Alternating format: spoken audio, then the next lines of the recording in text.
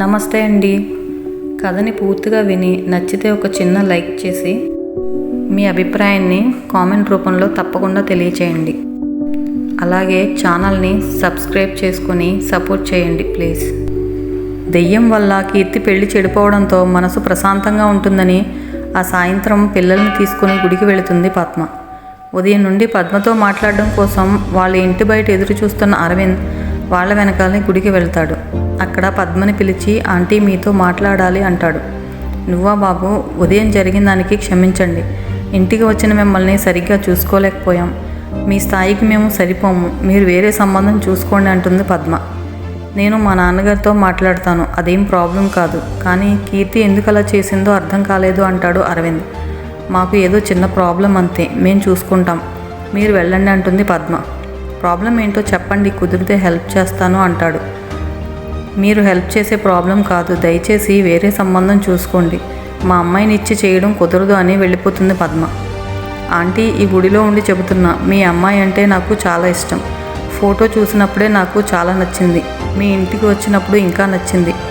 ఏదో ఒక రోజు మీ అమ్మాయికి పెళ్లి చేయాలి కదా. ఆ ప్రాబ్లం ఏంటో చెప్పండి, మీ పెద్ద కొడుకులా అర్థం చేసుకుని చేయగలిగిన సాయం చేస్తాను అంటాడు. అరవింద్ మాటలకి ఏం మాట్లాడాలో అర్థం కాక రేపు మాట్లాడుతాను నీతో అంటుంది పద్మ. ఇంటికి వెళ్ళి అరవింద్ గురించి పిల్లల్ని అడుగుతుంది. పద్మ కొడుకు అంటాడు, ఆ అబ్బాయి చాలా మంచోళ్ళలా కనిపిస్తున్నాడు. జరిగిందంతా చెబితే అర్థం చేసుకుంటాడేమో అనిపిస్తుంది అంటాడు. పద్మ కీర్తిని అడుగుతుంది, నీ ఇష్టం అమ్మా, నీకు ఏది మంచిది అనిపిస్తే అదే చెయ్యి అంటుంది. తర్వాత రోజు అరవింద్ను కలుస్తారు ముగ్గురు. నీకు ఒక విషయం చెప్పాలి, ఎవరికి చెప్పనని మాట తీసుకుని జరిగిందంతా చెప్తుంది పద్మ. ఆ ఆత్మ మిమ్మల్ని ఇబ్బంది పెడుతున్నప్పుడు ఆ ఇంట్లో ఉండడం దేనికి? వేరే ఇల్లు మారిపోవచ్చు కదా. రేపు నేను ఒక ఇల్లు చూసి మీకు కాల్ చేస్తాను, మీరు అడ్రస్కి రండి అని చెప్తాడు అరవింద్.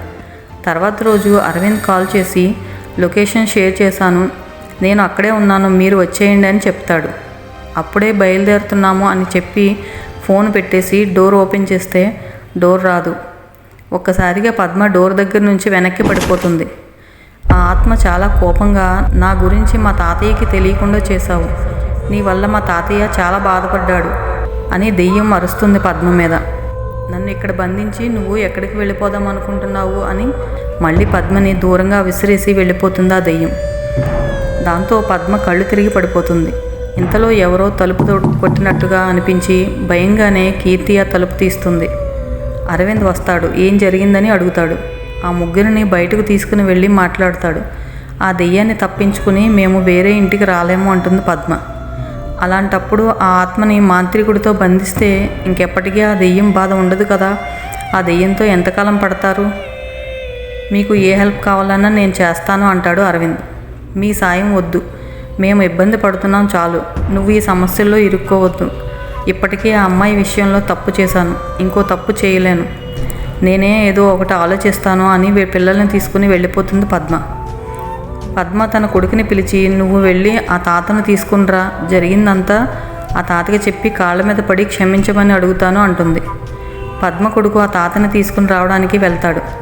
అరవింద్ ఏమో ఒక మాంత్రికుడిని కలుస్తాడు. ఒక ఆత్మని బంధించి అది ఎప్పటికీ బయటికి రాకుండా చేయాలి అని చెబుతాడు.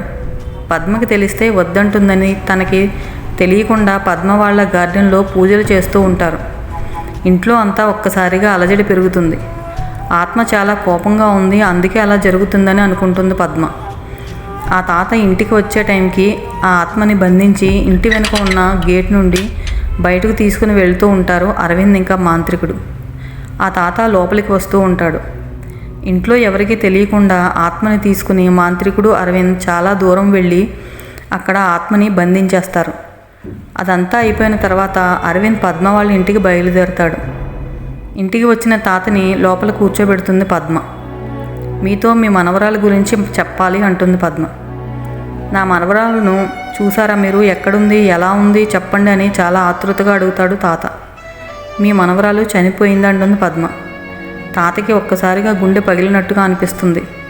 ఎక్కడుంది ఇప్పుడు, ఎలా చనిపోయిందని ఏడుస్తూ అడుగుతాడు తాత. అప్పుడు పద్మ జరిగిందంతా చెబుతుంది. అదంతా విన్న తాతకి ఏమీ అర్థం కాదు. నా మనవరాలు ఇక్కడికి వచ్చి చనిపోయి మిమ్మల్ని ఇబ్బంది పెట్టాల్సిన అవసరం ఏముందని అడుగుతాడు. అదే మాకు తెలియడం లేదు, తను ఇక్కడికి వచ్చి ఎందుకు చనిపోయిందో అర్థం కావడం లేదు. మా వారి ఫోటోని చూపిస్తే మాత్రం చాలా ప్రశాంతంగా అయిపోతుంది. అందువల్లే మేము ఇంకా బ్రతికున్నామేమో అని పద్మ తన భర్త ఫోటోని తాతకి చూపిస్తుంది.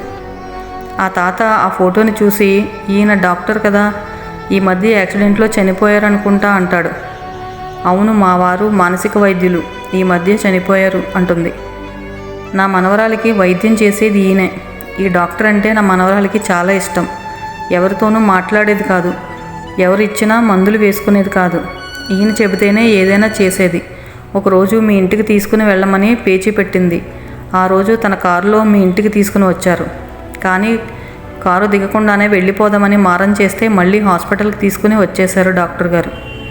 మీ వారు దేవుడు, ప్రతి రోగిని తన బిడ్డలా చూసుకునేవారు. డాక్టర్ గారు కొన్ని రోజులు కనిపించకపోయేసరికి వెతుక్కుంటూ ఇంటికి వచ్చి ఉంటుంది.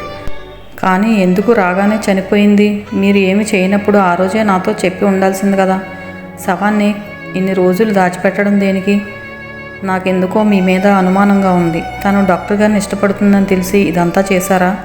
మీరు ఇంకా ఏదో దాస్తున్నారు.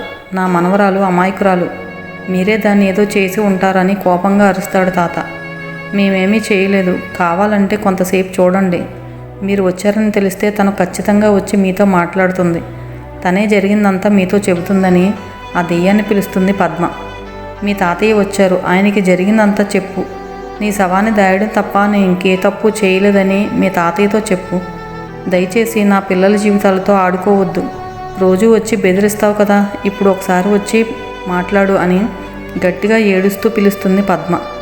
ఎంత పిలిచినా ఆ దెయ్యం రాదు. ఇంతలో తలుపు కొట్టినట్టుగా అనిపిస్తుంది. ఆత్మని బంధించిన తర్వాత పద్మ ఏ తప్పు చేయలేదని తనని తాను ఎలా నిరూపించుకోగలిగింది?